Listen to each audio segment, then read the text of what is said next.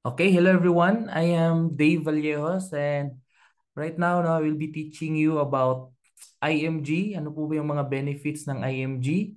Pero bago ako mag-start, I will be introducing first myself, no? So, I've been with IMG for 8 years already. I started IMG when I was 21 years old. So, ngayon, no?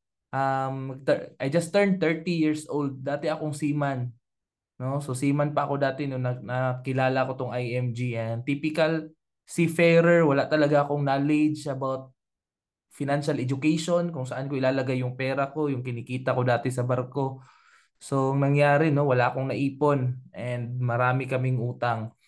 So I don't know kung napanood nyo yung story ko sa Rated K. So nandun, pinost ko yun sa Facebook. So panoorin nyo na lang kung paano ako natulungan ng IMG, paano yung nabago yung buhay ko when I started, no, becoming a member of IMG. And ngayon full-time na ako dito sa IMG as Associate Financial Planner and Financial Educator. And right now one of the trainers and Senior Executive Vice Chairman, no, dito sa IMG. So ngayon nandito din ako ngayon sa Makati, no? So yun yung office natin. So by the way, bakit ba tayo nag-share ng financial education? No? Bakit namin itinuturo itong IMG sa inyo? Kasi ang goal po namin is makapag-educate kami ng 30 million Filipino families by the year 2030. So yun po yung goal namin. So itong libro na to, ito po yung kumbaga Bible namin dito sa IMG. Dito nanggagaling yung teaching namin, paano namin ina-apply ito sa buhay namin, no? So as of now, more than 15 million na po yung na-educate ng IMG and naturuan namin ng financial education. So padami ng padami na po. And sabi ko nga, no, as of now, nandito ako ngayon sa office natin sa Kings Court Building. So kung punta kayo dito sa Makati or you want to visit, no, dito sa main office natin. So marami tayong opisina all over the world, pero nandito ako nakabase ngayon sa ninth floor ng Kings Court. So, IMG is a financial brokerage. So, regulated po tayo ng government, no, since 2002. So, more than 20 years na po yung company. And ang ginagawa natin dito is we assist people who want to help themselves achieve financial freedom. So, kung ikaw yung tipong tao na meron kang pangarap sa family mo, gusto mo mabago yung sitwasyon ninyo financially, no? Pagod ka na kasi ang dami mong utang, wala kang naiipon, or OFW ka, na resibo lang yung naiipon mo, then this seminar is for you para malaman mo kung paano ka po, no, ma-overcome yung mga problema mo sa pera. So first of all, no, ituturo ko po sa inyo itong solid financial foundation. So pag sinasabi kasi nating solid financial foundation, ito yung pagkakasunod-sunod ng priority mo when it comes to financial planning. Ano ba dapat yung inuuna natin, especially pag kumikita na tayo ng pera? So number one priority natin, no, para ka lang nagbi-build ng bahay dito, dapat strong yung foundation mo. So number one, unahin mo dapat meron kang proper health care. So bakit importante yung healthcare, no? Kasi yung kalusugan natin, guys, yung katawan natin, ito yung puhunan natin. 'Di ba? Pag nagtatrabaho tayo, no? Nasa ibang bansa ka, pag nagkasakit ka, pwede kang mawalan ng trabaho. No? So dapat importanteng meron kang healthcare kasi ito yung magka-cover sa yung medical expenses at saka hospitalization. Okay? So I still remember, no, sa family namin hindi talaga sumagi sa plano namin magkaroon kami ng healthcare or HMO. Kaya tuwing may nagkakasakit, no, parang nasanay na manghingi na lang ng tulong, aasa ka na lang sa PhilHealth, hindi naman lahat, no, babayaran ng PhilHealth yung bill mo, hindi siya enough. So importante yung meron ka talagang sariling HMO or healthcare provider para merong magbabayad sa medical expenses pag nagkasakit ka. Alam mo naman yung sakit, Tridor yan. Hindi yan siya, no, magpapaalam. So, pwedeng maubos yung ilang taon mong inipon dahil lang sa sakit. So, first priority natin yan. Second is dapat meron kang life protection. Ito naman po yung mga tinatawag nating insurance. So, yung mga life insurance, marami kasi yan eh. Merong mga Sun Life, Phil-Am Life, Pro Life, Manulife, no? AXA Life. So ang dami-daming mga klase-klaseng insurance, pero isa lang kasi yung purpose niyan pag may biglang mangyari sa atin, merong instant money yung family natin, no? So dapat paghandaan din natin na magkaroon din tayo ng life insurance, lalo na pag ikaw ay breadwinner or marami pang umaasa sa iyo. Okay? So example ako, no? Meron akong insurance, kumuha ako sa Manila Bankers Life. Meron din akong Kaiser. So in case, no, may biglang mangyari sa kunin tayo bigla ni Lord, makakapag-aral pa rin yung mga anak ko. Merong instant money na may iwan sa family ko. So, if you really love your family, you need to protect them. So, dapat mayroon ka life protection. And pangatlo, you need to manage your debt. So, importante din i-manage mo yung utang mo. Para ma-manage mo yung utang mo, dapat aware ka kung anong klaseng utang meron ka. Hindi ko sinasabing masama yung may utang. Dapat aware ka lang, ano bang utang meron ka? Good debts ba yan or bad debt? Kasi yung good debt, ito yung mga utang na may bumabalik sa yung pera. So yun yung mga utang mo for business, investment.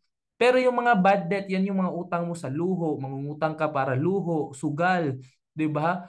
Or gadget. So yun, nagde-depreciate yung value niyan. Walang bumabalik sa iyo. Bad debts yan. So dito naman sa IMG, tinutulungan tayo, no? Para mabayaran natin yung utang natin. Meron tayong debt consolidation. At the same time, bibigyan tayo ng IMG ng at other source of income para pambayad sa utang natin. And pang-apat, dapat meron kang emergency fund. Pag sinasabi nating emergency fund, ito yung pera mo na nasa bangko. At least meron kang 3 to 6 months equivalent ng income mo. So kung magkano yung sahod mo, times 6 mo yan, times 3 mo, dapat yan yung savings mo para pag may emergency mangyari sa family mo, no? Example, no? Nabagyuhan ka, yan, lindol, pandemic, ano pa bang mga emergency pwedeng mangyari sa inyo, no? Or sa bahay ninyo or sa family nyo, hindi ka magkakautang-utang kasi nakahanda yung pera mo for emergency. 'Di ba? So maraming ganyan, nawalan ka bigla ng trabaho, makaka-survive ka ng ilang buwan na hindi mo kailangang mangutang. And ang pinaka-last priority, dapat meron kang investment. So itong investment, dito na papasok yung mga properties mo, no? Kung ano yung mga bahay mo, business, real estate, kung meron kang mga stock market, mutual fund, business, last priority na po yan. Ang common mistake kasi ng mga Pinoy, no, mga nakakausap ko, lalo mga kasamahan ko dating mga seaman, inuuna talaga nila, invest ka agad. Di ba? Mga OFW, bibili ka agad ng lupa, bahay, motor, sasakyan, 'di ba? Or business. Mali po yung didiretso ka kaagad sa ganun, no? Invest mo kaagad yung pera mo. Kasi pag once magkasakit ka or something emergency mangyari sa family mo, hindi mo na plano ng tama yung pera mo, pwedeng back to zero ka. Pwede mo maibenta yung bahay mo, sangla mo yung sasakyan mo, yung lupa mo, no? Pwedeng maubos kung ano man yung naipundar mo dahil sa isang sakit. 'Di ba? So isang critical illness lang 'yan, no? Ma-diagnose ka ng isang sakit, pwedeng maubos yung investment mo. Kaya dapat maging wise ka sa pagplano kung saan mo unahin lagay yung pera mo. So yan, sunod-sunod mo yan. Build your foundation kasi pag i-shortcut mo yan, no, pwede kang mag-back to zero diyan or negative pa kasi mababaon ka sa utang. Dami kong kilalang ganyan, isang sakit lang, no? Wipe out talaga yung savings niya at nakautang-utang pa sila. So, meron din ako ituturo about X-curve. So, paano ba ang tamang pagplano? So, itong red, ito yung responsibility line mo. Itong blue naman is your money line. So, while you're still young, habang nagtatrabaho ka pa ngayon, no, kaya pa ng katawan mo, mahirap makapag-ipon, di ba? Dahil napakadaming responsibilidad sa buhay. No, ang goal mo pag mag-retire ka na at the age of 65 or 70 years old, dapat tumataas dapat yung pera mo as you get old, no? So, habang tumatanda ka, dapat dumadami daw yung pera and bumababa yung responsibilities. So, sa ngayon, ano po ba yung mga responsibilities mo? So, yung pagkain mo, shelter, clothing, mga anak mo, education nila, at mga loans na binabayaran mo, yung health mo. Saan ka kumukuha ng pang-provide nito? Kasi mga daily needs to eh. Galing sa yung active income. Ibig sabihin, you need to work for the money. Kailangan mo magtrabaho para magkaroon ka ng pera. So, kayang-kaya mo pa yan ngayon, no? Kasi healthy ka pa.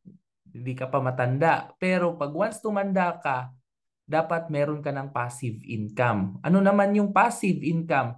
Yung pera na dapat yung nagtatrabaho para sa iyo kasi yung pera hindi napapagod, hindi nagkakasakit, no? So kahit tumanda ka na, syempre meron ka pa ring responsibilidad, kakain ka pa din, di ba? But the biggest responsibility is your health kasi diyan na lumalabas yung mga sakit during retirement. Tama? Magre-reunion na yung mga teeth diyan, no? So, sa buhay natin, merong if sa gitna ng buhay, dalawa yung pwedeng mangyari sa'yo sa buhay mo. It's either you die too soon or you live too long. So, ang tanong kasi dyan, problema ba yun if bigla kang kinuha ni Lord? Sino kaya yung mamumblema pag bigla tayong kinuha ni Lord? So, of course, yung ating family, yung mga umaasa sa atin. So, we need to protect our family. Maliliit pa lang yung mga anak mo, pamilya mo, maasa pa, magulang mo. So dapat meron kang maiwan sa kanilang instant money, especially sa mga breadwinners diyan, 'di ba? Tulad ko. So dapat insured ka, meron kang life insurance, no? So para hindi sila kawawa pag may biglang mangyari sa atin. Paano naman pag tumanda tayo? So sino mag-aalaga sa iyo pag tanda mo? Okay? So, syempre, you need to protect yourself pag tanda mo. Hindi din po pwede ha, naaasa ka na lang sa anak mo. Kahit sabihin nating mahal na mahal mo yung mga anak mo ngayon, there's no guarantee that they will take care of you once you get old. Kasi pag may sarili na yan silang mga pamilya, hindi na ikaw yung priority nila. So dapat may sarili kang pera. So dapat may investment tayo pagtanda natin. Correct? So habang kumikita ka pa ngayon, no? Sumasahod ka pa, may income ka pa, set aside ka na ng pera at nag-i-invest ka na dapat ngayon para yung investment mo, yun yung magbibigay sa iyo ng interest. Pagtanda mo kahit wala ka ng trabaho, pera na yung nagtatrabaho para sa iyo. Money working for you. Ito yung goal natin. Okay? So, ang question dyan, paano ba natin patrabahuin yung pera? How to let our money work for us? So, gamitan natin siya ng Rule of 72 ni Albert Einstein, Power of Compounding Interest. Sabi dito, i-divide mo daw yung 72 sa interest rate kung saan nakalagay yung pera mo ngayon, makukuha mo kung ilang taon siya dodoble. So, let's just say, no? Yung pera mo, nilagay mo lang siya sa bangko. So magkano yung binibigay ng bangko? Less than 1%. Pero kung naka-time deposit yan, bibigyan ka nila ng 4%, 5%. So 72 daw, i-divide mo sa interest, kung ilang percent yung interest na binibigay sa'yo, makukuha mo kung ilang taon. So 18. 72 divide 4 is 18. So kung may 100,000 ka, nilagay mo sa bangko, at the age of 65, may 400,000 ka pag retire mo. Now, ang next question ko sa'yo, enough na ba sa'yo yung 400,000 pag retire mo or kulang? 'Di ba? So mag-isip ka. Kasi ang kalaban mo kasi diyan at the age of 65 is yung inflation. Ibig sabihin, yung 400,000 hindi na ganyan kalaki yung value niyan, no, at the age of 65. Yung 1,000 nga dati, 'di ba? Ang dami mong nabibili sa grocery, sa palengke, 'di ba? Pero yung 1,000 ngayon, ang bilis na lang maubos. Ganun po yung inflation. So, ang next question ko, yung naglagay ka ng pera sa bangko, yung savings mo sa bangko, nakatago lang ba yan sa vault? 'Di ba? Pinadlock lang ba nila yan sa loob or ginamit nila? So, yung bangko kasi, nilalagay din nila yan sa 8%. So, ini-invest din nila, pinapautang sa mga bonds at mga pinapaloan. So, kumikita yan sila ng 8%. So, 72 divide 8 is 9. So, yung pera mo sa loob, tumutubo siya every 9 years. Naging 1.6 million. Ang binalik lang sa'yo, 400,000, 1.2 million yung kinita ng bangko. 'Di ba? So kung nakikita nyo, no? Ang bangko may alam pa yan silang 12%. Yun yung mutual fund. So ini-invest din nila yan sa mutual fund tsaka stock market. So sa 12%, 72 divide 12 is 6. So every 6 years, dumudoble yung pera mo doon sa bangko nung ininvest na nila yung pera mo. So naging 6.4 million. Ang bumalik lang sa iyo is 400,000 lang kasi yun lang yung agreement ninyo as depositor. So pinahiram mo yung pera mo sa kanila. Sila yung naglaro, no? Or nag-invest ng pera mo, kumita sila ng 6 million. Okay? So ikaw pa lang yung example ko dito. Ilan ba yung mga depositors ngayon na bangko lang yung alam? No, I'm not saying bank, no? I'm not against bank. Bank is good for business transaction at saka emergency fund. Pero kung ang goal mo naman pala is tumubo yung pera mo, wag mong ilagay sa bangko kasi hindi naman po investment yung bangko. Okay? So ilagay mo dun sa mutual funds kasi dun nila ini-invest yung pera natin. Pwede ka namang dumiretso dun eh kung saan nila nilalagay yung pera natin. At yun po yung mutual fund. Ibig sabihin ng mutual fund, no? For as low as 1,000 pesos, pwede ka na mag-invest din doon. So, yung pera natin iisahin, ilalagay siya sa fund house and then si fund house mag-a-appoint ng fund manager which is siya yung bibili ng shares ng companies like Jollibee, SM, Robinson, Meralco, 7-Eleven, Philippine Airlines. Ito mga company na to, kilala mo ba yan? Stable na ba sila? So habang kumikita sila, kumikita ka rin. Kasi ikaw na ang investor, ang tawag sa'yo is shareholder. Pag shareholder ng isang company, kumikita ka ng dalawang paraan. First is dividends. So habang kumikita sila, kumikita ka rin. Second is price appreciation. So yung binili mo na share sa kanila, tumataas yung value. Parang gold lang din yan eh. Bumili ka ng gold. Magkano na ba yung gold ngayon? Ang mahal na, di ba? So pwede mong ibenta yung gold ng mas kung magkano yung value niya ngayong araw na to. Ganon din yung shares mo. So kung nabili mo yung mura yung shares ng Jollibee, pwede mong ibenta after 6 months, after 1 year, depende sa'yo yun. So the same with your shares. So pwede mo siyang ibenta anytime. So yung tubo ng pera mo, yung returns, is withdrawable mo siya anytime. Okay, so nagets po natin yung cycle. So, ang kagandahan kasi dito sa mutual fund, hindi mo na kailangan mamili kung ano yung mga companies kasi trabaho na ni fund manager yan kung saan ilalagay yung pera natin sa mga magagandang ang performance na company. So tayo is magmo-monitor na lang tayo kung magkano yung tinubo ng pera natin. Kasi meron tayong portal. Okay? So example, naglagay ka ng 1,000, yung 1,000 mo, nilagay mo lang siya sa bangko. So kung 4% lang yung bangko time deposit, kahit pagtanda mo ng 30 years from now, hindi pa din naabot ng milyon yan. Di ba? So minsan sa atin, namatay na lang tayo, hindi pa natin nakitang tumubo pa yung or dumoble yung pera natin sa bangko. Pero kung nilagay mo dun sa mutual fund, no, at nagbigay siya ng 12% sa iyo, so 20 to 30 years from now, meron kang retirement na 3 million or may iwan mo sa family mo. Okay, so depende kasi sa iyo eh. Ano ba yung goal mo? Bakit ka mag-i-invest? Para ba sa retirement mo, education ng anak mo, magka-college, pambayad ng utang, dream house mo, or magfo-for good ka na sa Pilipinas kasi sobrang tagal mo na as OFW. So, kung meron kang goal 5 years, 10 years from now, no? So example, naghulog ka ng 5,000, 12%, so 1.1 million, no? 10 years from now for your retirement pag mag-for good ka sa Pilipinas. So don't worry guys kasi ito naman po is depende sa iyo yan kung magkano yung ihuhulog mo. Okay? Kasi dito po sa mutual fund, 1,000 po yung starting mo pero kung gusto mo nang magdagdag sa 1,000 mo, minimum po dyan, no? Pwede ka maghulog ng 100, 200. So anytime po yan. So, pwede every 2 months. Ako kasi tinatrato ko lang yan siya na para kung ipon, parang alkansya ba? So, dyan ako naguhulog. So, mamaya ipapakita ko sa inyo yung account ko dyan. Okay, so pag once member ka kasi dito ng IMG, ito na po, makinig po kayo. Pag once member ka ng IMG tulad ko, meron ka ng 1,000 pesos starting na investment. So itong 1,000 pesos mo, pwede mo na itong i-invest dun sa mutual fund para ibili ni fund manager ng shares. Okay? So magiging shares po ito. And then dito mo siya makikita kung ilan na yung shares mo sa mutual fund. So aside sa 1,000, sa membership mo, meron ka pang 100,000 na accident insurance. So knock on the wood, namatay si member, no? Meron po siyang matatanggap no sa accident insurance na 100,000. So kahit anong cause of death po, meron din siyang 50,000, no? It's like a financial assistance or memorial po yan ni member. Kasi merong mga memorial ngayon na monthly, no? Mga memorial plan, pero hindi na tayo magma-monthly. Bakit ka pa mag-monthly?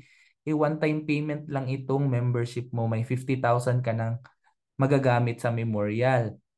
At the same time, meron ka ding healthcare. So ito yung sabi ko, first priority is dapat may healthcare, dapat may magbayad sa ospital pag nagkasakit tayo. So yun po yun si Kaiser.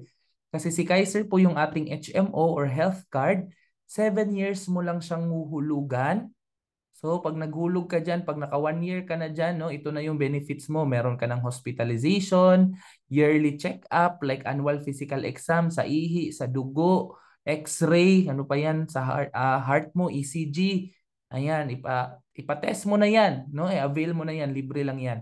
May dental benefits ka din, magpa-cleaning ka sa ngipin mo, simple tooth extraction, no? Dental check-up, ayan, no? Punta ka sa dentist. And then, meron din siyang no, waiver due to disability and due to death. Ibig sabihin, pag may biglang nangyari sa member, example ko yung member namin, 2 months pa lang naghulog, namatay, na aksidente, no?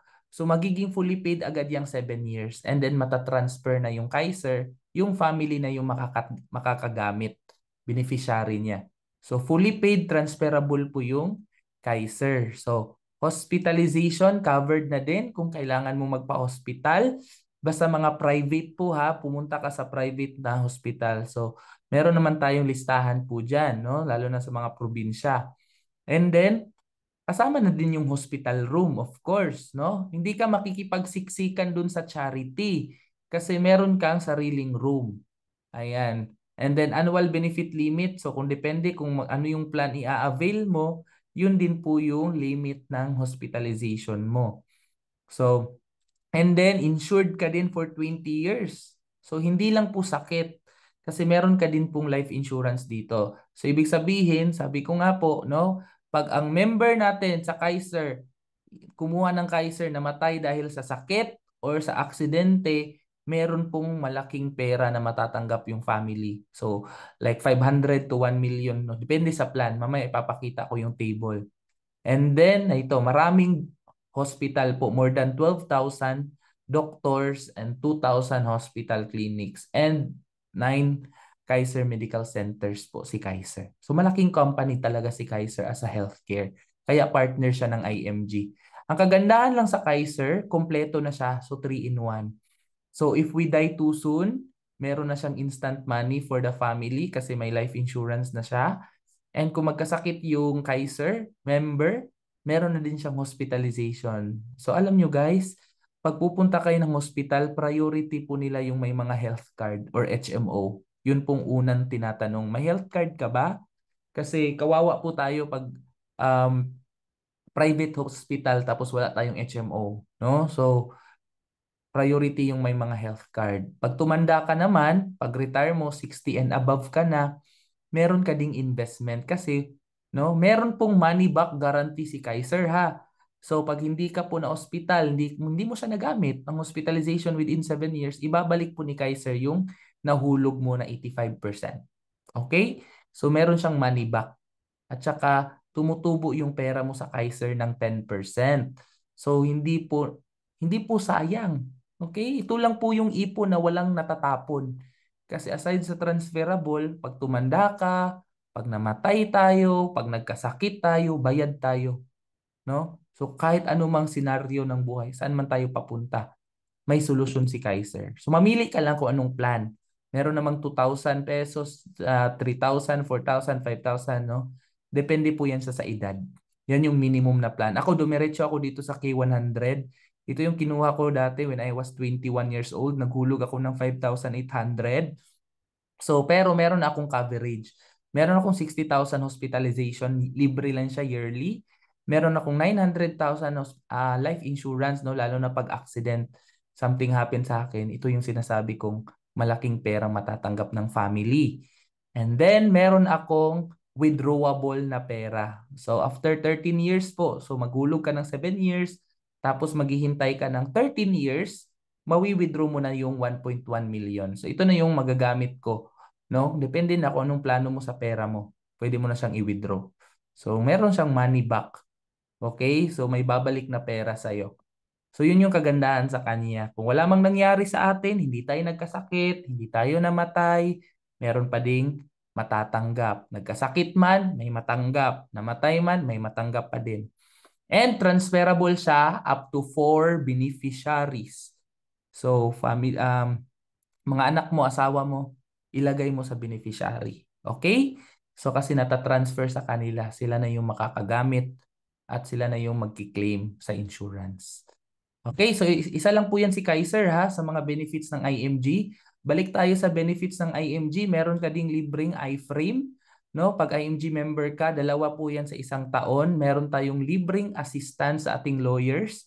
So kung kailangan mo po ng lawyer, no, meron tayo dito sa IMG. Meron tayong discount pag bibili ng sasakyan or kung may sasakyan ka na, may discount tayo sa car insurance, fire insurance, travel insurance dito sa IMG.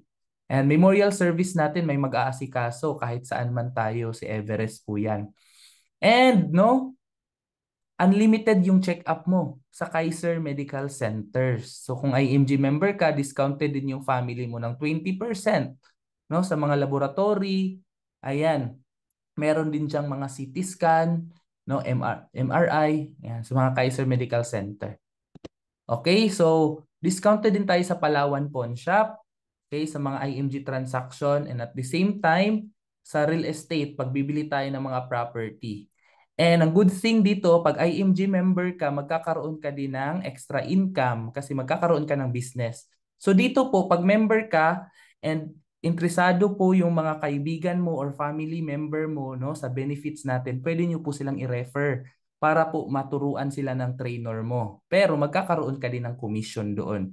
So you can earn extra income 20 to 50,000. So ang ginagawa ng mga members ko, pag meron silang mga kakilala, no, na interested sa benefits, nire-refer nila sa akin, Sir Dave, interesado yung friend ko, pwede mo po bang kausapin? So ako po yung nagdi-discuss kasi busy naman sila, may mga work sila. So pwede nyo pong gawin yan, no, para ma-assist po natin sila. And then you can earn as well. So hindi po ito networking ha, hindi tayo kumikita dito sa 6,000 pesos. Papunta yun lahat sa benefits niya. Pero meron tayong commission dito sa mga companies na partner ng IMG. So wala ding quota dito. Ayan. And then meron siya mga incentives na ibibigay si IMG sa atin. So tulad ko, no? So part-time lang ako dito dati. And then ngayon nag-full-time na ako. So in short, si IMG po is a one-stop shop. Sa membership fee mo po dito sa IMG, pag once member ka, meron ka ng access sa mga companies na partner niya. Para siyang SM ba, 'di ba? Pagpapasok ka ng SM kumpleto lahat. Sabi nga ng SM, we got it all for you. So si IMG ganun din. IMG is the only company, no, dito sa Pilipinas na one-stop shop. Meron na siyang healthcare sa mga members, life insurance, investment, real estate, general insurance, and allied financial services. So ito na po yung ma-access natin pag once member tayo ng IMG. So kasama na siya sa benefit mo. Okay, sir, paano po maging member ng IMG? So, para maging member ka, you just need to pay a lifetime membership fee of 6,000 pesos, no? Pero kung gusto mo na mas malaki yung madami yung makukuha mo pang benefits, example, no? Sa OFW code natin, no? Gusto mo maging international code, so meron tayong 600,000 additional, no, life insurance sa mga nasa ibang bansa. Pero ang membership fee po nun, one-time payment, nasa mga around 11,000. 11 to 12,000. So, depende po yun. Pero kung gusto mo sa 6,000, no, this is one-time also, lifetime membership fee. So, yan. Okay? So, ito po yung mangyayari. Pag nakabayad ka na ng membership fee mo, ito na yung portal mo. So lahat tayo dito may sarili-sarili tayong mga portal para ma-access natin yung benefits at ma-download natin yung card natin sa IMG. So nandito na po makikita nyo yung na-mention ko kaninang benefits. And then dito nyo rin po makikita yung shares nyo sa Mutual Fund Soldivo. Ayan, kung magkano. Ito yung sa akin, pinicturan ko lang kung magkano na yung tinutubo ng pera ninyo. No? Tsaka kung saan siya naka-invest. Okay, so very transparent. Okay, kung kahit nasa ibang bansa ka, nakikita mo yung pera mo. No? Kung umuwi ka ng Pilipinas, may pera kang magagamit kung kailangan mong i-withdraw. Emergency, mga ganun. Okay, so this is, kasama na po to siya sa binayaran mo na 6,000 pesos. Okay? So, if you have question, no? Ayan, pwede niyo akong kausapin sa Facebook. Ayan. And at the same time, pwede ko kayong bigyan ng kopya nitong libro natin. So, i-message nyo lang ako sa Facebook or manghingi kayo sa mga tao na nag-invite sa inyo dito sa IMG para po mag-guide kayo. Okay? So, ayan, napaka-importante, no? Na pag once na member tayo ng IMG, buksan nyo po yung portal nyo sa IMG. So ito, pakita ko lang po sa inyo yung portal natin sa IMG. Pag once nagbayad ka ng 6,000, mabibigyan ka ng access. So meron kang username and password. So ito po yung sa akin. Pakita ko lang sa inyo saglit. Okay, so yan yung sa akin, Dave Vallejos. Welcome to IMG. And then dito na po yung benefits. Dito na yung 1,000 mo, pwede na yan makastart sa mutual fund. Okay, so dito mo na ma-download yung card mo sa IMG. Ayan, IMG ID mo. So lahat po ng na-mention ko nandito na. Pwede mo na i-access yan sa lahat pag once member ka. So looking forward na maging part kayo ng IMG para po maturuan ko din kayo dito sa inyong portal. And ayun, message nyo lang po ako sa Facebook ko, Dave Vallejos. And before we end, no, again, magtawag tayo ng mga members natin dito kung paano din sila natulungan ng IMG. So nahin natin, no, si Ma'am, yan, Mama Maricel, isang OFW. Ayan, Mama Maricel, can you share kung paano ka po natulungan ng IMG and yung saan ka ngayon? Go ahead po. Hi everyone, good evening, good afternoon. Saan man kayo sulok ngayon ng mundo, no? Isang mapayapang gabi. Nandito po ako ngayon sa UAE and becoming an IMG member, no? Yung mindset at yung pinapasa sa atin na mission na everyone needs a financial education. That's the mindset na nagbago sa akin. Hindi madali yung pagbabago kasi once in a lifetime, isa din ako sa mga tao na bumibili ng mga bagay na nag-decrease ng value, no? But when I learn about this financial education, I share dun sa mga tao talaga na marami pala talaga mga Pilipino na iba yung mindset nila, no? Dun ko natutunan na dapat talaga meron tayong mga meron tayong mga mentors, meron tayong trainers. At dito ko din po natutunan, no, about having healthcare. Kasi hindi lahat ng pagkakataon tulad na nagkasakit yung father ko, no? Isa din kami dun sa mga tao na humihingi rin ng tulong. Lalo na yung mother ko nung father ko nagkasakit, nanghingi sila ng tulong sa PhilHealth at saka dun sa ano yung malasakit ba yun, yung bago ngayon, yung malasakit. So, sobrang thankful ako na I learn about IMG and I share it to my family. And until now, talagang pinupush ko na gawin pa rin si IMG kahit nasa malayong lugar ako. Kasi nakikita ko yung portal ko. No? Super thankful Ayan. talaga. Thank you Yan. very much, Mama Maricel, for sharing, no, kahit nasa ibang bansa ka. Sinishare mo din po yung IMG sa mga kababayan natin dyan. So, congratulations din, Ma'am, no, kasi nakapag-start ka na sa IMG mo at saka sa Kaiser Healthcare mo. So, yan. Last sharer tayo kay Ma'am Azineth, no? Can you share, Ma'am, kung ano yung nabago ng IMG sa'yo at paano nakatulong po si IMG? Okay. Hello. Good evening po sa ating lahat. Good evening, good morning, and good afternoon, no, saan man tayong dako ng mundo na naroroon. So, thank you for no this opportunity para makapag-share. So, by the way, ako nga po pala si Associate Asinet Dalifundal. So, ang aking i-share lang po is no yung nabago sa akin no nung simula nung napunta ako or nakilala ko si IMG kasi talaga yung mindset natin simula naman talaga nung pagkabata natin no yung mga mindset natin na akala natin is yun na yung tamang way or yung tamang para makatulong sa atin so sa pagbibuild ng ating especially usaping financial kasi no as of naging OFW din po ako no so yung mindset natin na yung unahin yung mga bagay na yun nga yung papagawa ng bahay no yung pagbili ng mga gamit so pero hindi natin na dapat no na pinaka-importante sa buhay natin like yung proper healthcare no kasi ako as OFW then na diagnose from thyroid papillary carcinoma stage 1. So yung ipon, so dalang pera, tulong na galing sa amo. So hindi sapat yun para lang sa isang sakit lang ang tumama sa'yo pag wala ka talagang proper healthcare. So ano man, gano'n man kalaki ang naipon mo, pag wala kang proper healthcare, is kukulangin or talagang magkakaroon tayo ng malaking dagok sa buhay natin. Lahat yun mawawala at back to zero talaga. So since nagkaroon tayo ng pagkakataon na makilala si IMG, nakakuha Kaiser International Health Group, which is ang HMO natin.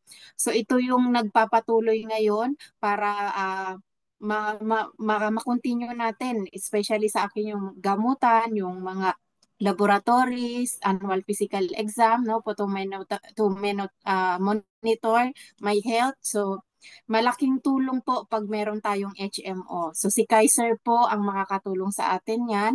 And yung investment natin, makakatulong yun kung paano tayo talaga makakapag-ipon, masiset yung goal natin na yung goal natin na ma-achieve natin after 5 years, 10 years na gusto nating magkaroon ng financial freedom. So dito kay IMG is lahat po yun is maituturo sa atin mga proper pagbibuild na ating solid financial foundation, step by step, tamang pagpaplano, at yung mga mindset natin na dapat nating baguhin. So dito po lahat kay IMG is matututunan natin. So thankful at napakalaki po ng tulong ngayon ni IMG sa buhay natin para magkaroon tayo ng tamang direksyon, especially Ayan. usaping Thank financial you sa very buhay natin. much. Thank you, Ma'am Thank Azinet, you. no, for sharing, Ma'am. So, continue lang tayo, Ma'am, no, sa um, pag-i-invest, pag-save dito sa ating mutual fund at saka sa Kaiser kasi ito talaga yung sasalo sa atin during retirement. So again, guys, thank you very much, no, for sharing your experience dito as a member of IMG. So again, no, para magbigyan ko kayo ng copy nitong libro at meron kayong mabasa, chat nyo lang po ako sa Facebook, no? At manghingi po kayo ng copy nito. Okay, so again, thank you very much for listening. I hope marami po kayong na-learn. So until next time, no? This has been your financial educator, Dave Vallejos, no? Thank you very much, everyone.